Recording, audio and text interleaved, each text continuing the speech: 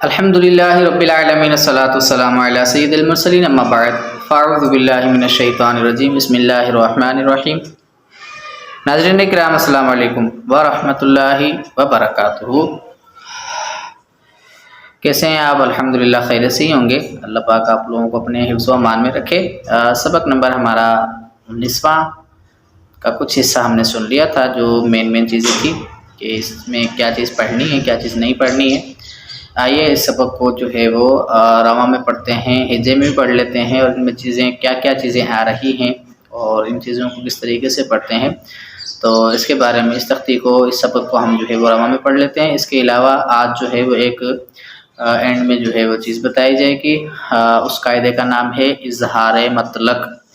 اظہار مطلق کیا ہوتا ہے اس کے بارے میں پہلے یہاں پر سن لیں توجہ سے کہ دیکھیں، نون ساکن یا تنوین کے بعد اگر حروف یرملون میں سے کوئی حرف آ رہا ہے تو ادغام ہوگا۔ تو ادغام دو قسموں کا ہوتا ہے، ایک ہوتا ہے ادغام غنہ، ایک ہوتا ہے ادغام بلا غنہ، یعنی را اور لام میں جو ہے وہ غنہ نہیں ہوگا، باقی جو 4 حرف ہیں اس میں غنہ ہوگا۔ اور حروف یرملون 6 ہیں، یا را میم لام واو نون، یہ ہم نے پچھلے اسباق میں جو ہے وہ پڑھ چکے ہیں۔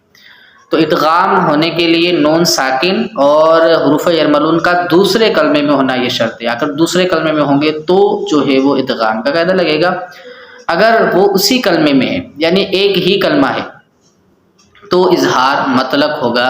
یعنی اظہار مطلق جو ہے وہ صرف اور صرف قرآن پاک میں 4 کلمات میں سے ہے کہ جہاں پر نون ساکن کے بعد یا نون ساکن کے بعد حروف یرملون بھی آ رہا ہے، لیکن باوجود اس کے یرملون آ رہا ہے پھر بھی ادغام کا قاعدہ نہیں لگ رہا، بلکہ اظہار مطلق یعنی وہ قاعدہ جس میں ہم غنہ نہیں کریں گے۔ یہ بھی آخری میں ہم آپ کو بتائیں گے کہ صرف اور صرف 4 کلمات ایسے ہیں۔ اس کے علاوہ انشاءاللہ عز و جل آنے والے اسباق میں صرف 2 اسباق ہمارے رہ جائیں گے۔ اس میں سکتہ ہو گیا، تسہیل ہو گیا، امالہ ہو گیا، اور سب سے اہم، سب سے مین، سب سے امپورٹنٹ سبق جو ہوگا وہ وقف کے بارے میں ہوگا۔ کہ بعض اوقات ہمیں سمجھ میں نہیں آ رہی تھی کہ طا پر وقف کرنا ہے، صاد پر وقف کرنا ہے، یا میم پر وقف کرنا ہے، یا گول دائرہ جو بنا ہوا ہوتا ہے اس پر وقف کرنا ہے، یا کس پر رکنا ہے کس پر نہیں رکنا ہے، کس پر ملا کر پڑھنا ہے۔ تو اس کے بارے میں انشاءاللہ عز و جل تفصیل سے پرسوں اس کا سبق جو ہے وہ اپلوڈ کر دیا جائے گا۔ آئیے جو ہم نے کل جو سبق ہم نے پچھلے دنوں جو ہم نے سبق 4 چیزیں جو ہم نے بتائی تھی زائد الف، اس کے بارے میں اس کا پورا اسباق جو ہے وہ ہم پڑھ لیتے ہیں۔ اس کے علاوہ اظہار مطلق بھی میں آپ کو بتا دیتا ہوں۔ اعوذ باللہ من الشیطان الرجیم بسم اللہ الرحمن الرحیم۔ ناظرین کرام، یہ ہمارا جو ہے وہ سبق ہے جس میں سے ہم نے 4 کلمے جو ہے وہ ہم نے پڑھ کے سنا دیے تھے آپ کو۔ لَكِنَّ الظُّنُونَ الرَّسُولَ السَّبِيلَ قَوَارِيرَ أَنَا۔ ان 6 کو جو ہے وہ الگ کرنے کی وجہ یہی ہے کہ یہاں پر زائد الف پڑھنے کی صرف ایک صورت ہے، وہ صورت ہے کہ جب وقف اگر ان حروف پر کریں گے، ان آخری حرف پر یا اس لفظ پر اگر وقف کریں گے، یعنی ہمارا سانس ٹوٹ جاتا ہے یا کوئی ایسی کوئی وجہ آ جاتی ہے کہ ہم نے جو ہے وہ اپنا سانس روکنا ہے، وقف کرنا ہے، تو اس صورت میں یہ والا الف جو ہے وہ واپس آ جائے گا، یعنی زائد الف نہیں رہے گا۔ باقی اس کے علاوہ جتنے بھی کلمات ہیں زائد الف کے ساتھ تو وہ زائد ہی رہیں گے، چاہے وقف کریں چاہے وقف نہ بھی کریں، لیکن اس کے الف کو ہم نے نہیں پڑھنا۔ یعنی میں نے آپ کو مثال دی تھی کہ جیسے یہ لکھا ہوا ہے السبیلا، اگر ہم نے اس پر وقف کرنا ہے، یہ سورۃ الاحزاب میں آیا ہوا ہے، تو اس میں اگر ہم وقف کریں گے تو اس کو پڑھیں گے السبیلا، یعنی یہاں پر جو ہے وہ الف آ جائے گا، اور الف سے پہلے زبر ہو تو الف مدہ ہوتا ہے، تو یہاں اس کو ہم کھینچ کے پڑھیں گے۔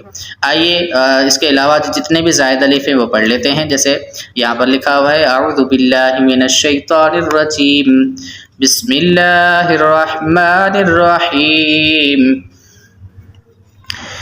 حمزہ زبر آ، فا زبر فا۔ اب یہاں پر دیکھیں صرف لکھنے میں آ رہا ہے، پڑھنے میں نہیں آئے گا۔ حمزہ زبر آ، فا زبر فا، آفا۔ حمزہ نون میم زیر ام، آفا ام۔ میم الف زبر ما، تا زبر تا، افا ان ماتا. ابھی تھوڑی دیر پہلے میں نے آپ کو ایک چیز سمجھائی تھی کہ نون ساکن کے بعد حروف یرملون، حروف یرملون اگر دوسرے کلمے میں ہو تو ادغام کا قاعدہ لگے گا، اگر اسی کلمے میں ہو. ابھی یہ جو ہے وہ دو کلمے ہیں، افا ام جو ہے وہ الگ ہے اور ماتا جو ہے وہ الگ کلمہ ہے سوری. تو یہاں پر ادغام کا قاعدہ لگ رہا ہے اور ادغام میں ہم نے گنہ کرنا ہے. اسی طریقے سے آگے والا حرف جو ہے وہ بھی اسی طریقے کا ہے، افا ام متا لا الى اللہ لا الى الجحیم. یہاں پر اگر آپ غور کریں گے تو پچھلی دفعہ ہم نے تخفیم اور ترقیق کے ہم نے قاعدے پڑھے تھے، یعنی اللہ کے لام کو کب موٹا اور کب باریک پڑھنا ہے. تو یہاں پر اگر ہم غور کریں گے تو یہاں پر آپ کو دکھے گا کہ اللہ کے لام سے پہلے زبر آ رہا ہے، تو اس لیے اللہ کے لام کو ہم نے موٹا پڑھنا ہے. آئیے آگے چلتے ہیں. لا الى الجحیم لشیء ملئہ تبوء. پچھلا سبق ہم نے جو پڑھا وہاں پر اگر آپ نے غور کریں تو یہاں پر مد متصل کا قاعدہ لگ رہا ہے کیونکہ حروف مدہ کے بعد حمزہ اسی کلمے میں آ رہا ہے. وَلَأَوْضَعُوا لَأَغْبَحَنَّهُ لَأَنْتُمْ مِنْ نَبَإِ وَمَلَئِهِمْ ثمودا لتتلو لن ندعو ليبلو ونبلو قوارير. یہاں پر جو ہے وہی جو ہے وہ سورۃ الدہر کا قواریر ہے، یعنی یہاں پر بھی اگر ہم وقف کریں تو اس کا الف جو ہے وہ واپس آ جائے گا. تو الف زائد الف کا جو ہے وہ سبق ادھر تک ہی تھا. اظہار مطلق انشاءاللہ عز و جل آئیے میں آپ کو بتا دیتا ہوں.